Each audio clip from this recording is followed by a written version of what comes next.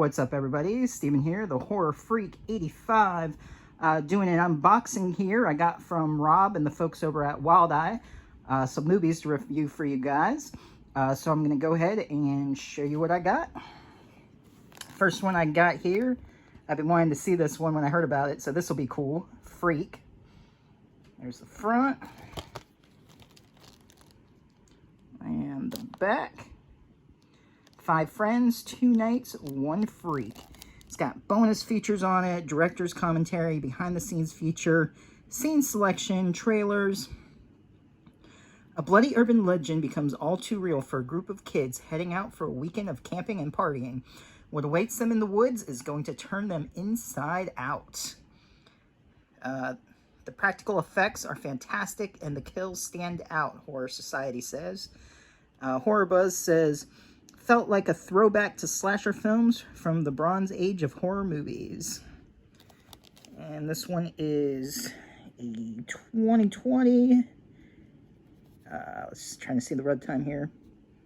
Only 52 minutes. Well, that'll be a short one, but looks like it'll be good. I've noticed there's been some that have been like 50 minutes lately, some shorter ones, but that's all right. Bigfoot Creek. It is still out there.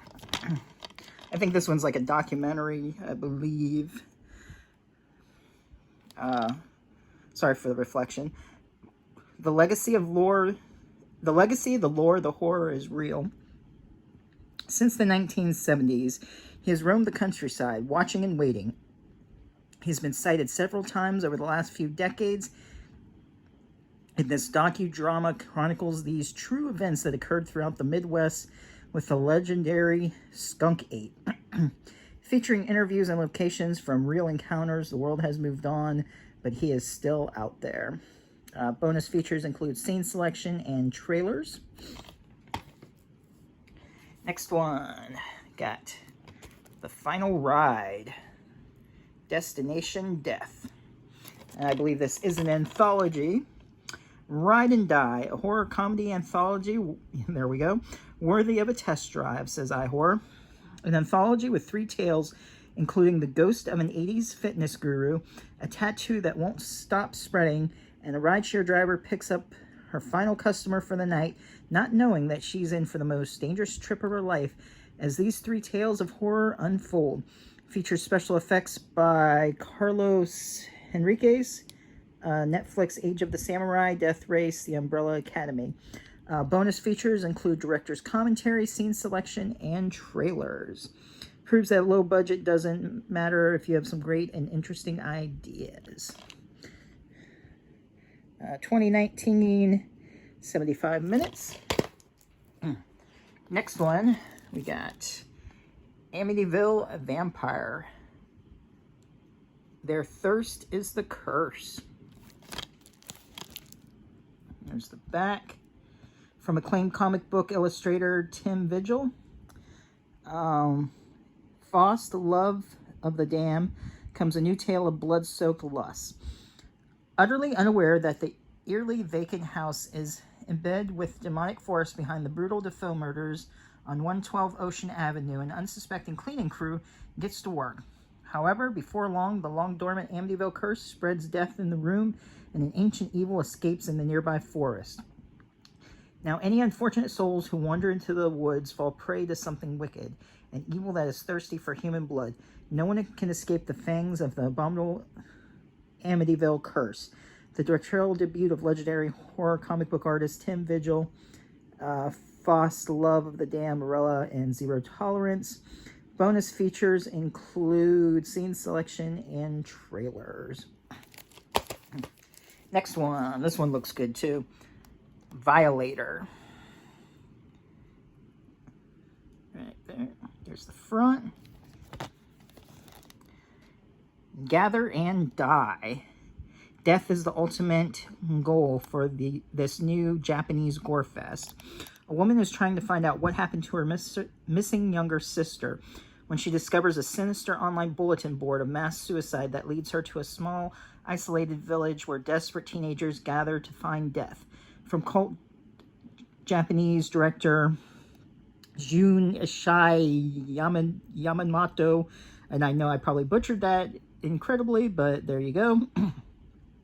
Known for the Meatball Machine 1999. That name there, Mishishuno Senno Shamanai. I have no idea. I'm sorry with these Japanese names. And the Adventures of Magical Machiko. And for the fans of Tokyo Gore Police, The Machine Girl, Robo Geisha, and Vampire Girl versus Frankenstein Woman. Bonus feature includes unrated director's cut, English subtitles, scene selection, and trailer. So that looks like that should be a good one. Dealing with mass suicide in an isolated village. Next one, Grave of the Living Dead. Here's the back. Unearthed from hell for your pleasure. Multiply your taste for terror with this collection of 7 blood... Okay, so it's an anthology. I did not know that. Soaked Tales from Beyond the Grave. Features short horror films from directors Pat Kusnada. I'm sorry, saying these names wrong. Paranormal Attraction, Harvest, Alien Planet, Sam Mason Bell, Gore Theater, Creepypasta the Movie, Hacked, Dustin Ferguson, Ebola Rex, Amityville Clownhouse, and more. For fans of Creepshow, Tales from the Crypt, VHS, ABCs of Death, and Trick or Treat. So, we'll see how that is. The Girl Who Wasn't Missing.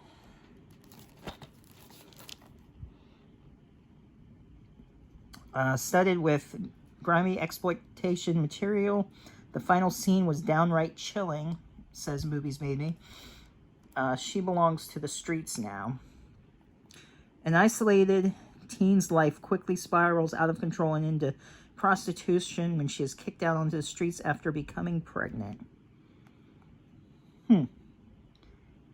Okay. Did not know what that was about, but might be good. Noah's Shark.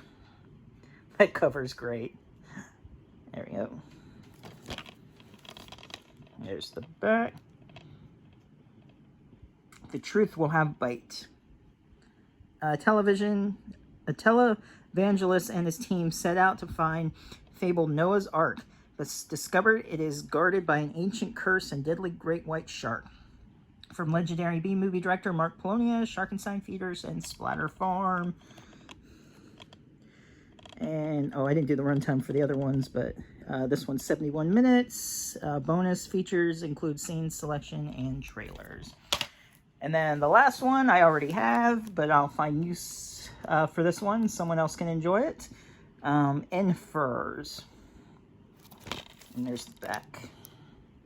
So Much It Hurts. Bonus features on this, director's commentary, behind the scenes, cast interviews, promo videos, scene selection, and trailers. Earl awakes to a normal day, but not for long, as his simple life is shattered into a million pieces. On the news reports, a bad batch of heroin is sending its users on a bad trip. One more dose of heroin sends Earl down a path of mental fragmentation and the destruction of those closest to him. As he enters a brutal parallel universe of suffering and death, the dead taunt him, insanity and violence rule the streets, but all Earl wants to do is find his fiancée and crawl back into his boring life. A psychedelic head trip into a reality of drugs and madness, says The Bloodshed. 2016, 61 minutes. All right, so those are the movies that I got to review for you guys. Let me know which ones you've seen, which ones you want me to review first. And thanks again, everybody over at Wild Eye. Support independent horror. I'll leave a link down below in the description. Check them out. You can always order on Amazon, Walmart, find them on Amazon Prime, Tubi. Those are all the formats or locations that you can find Wild Eye. All right, if you're new to the channel, be sure to subscribe, hit that bell for notifications, and see you next time.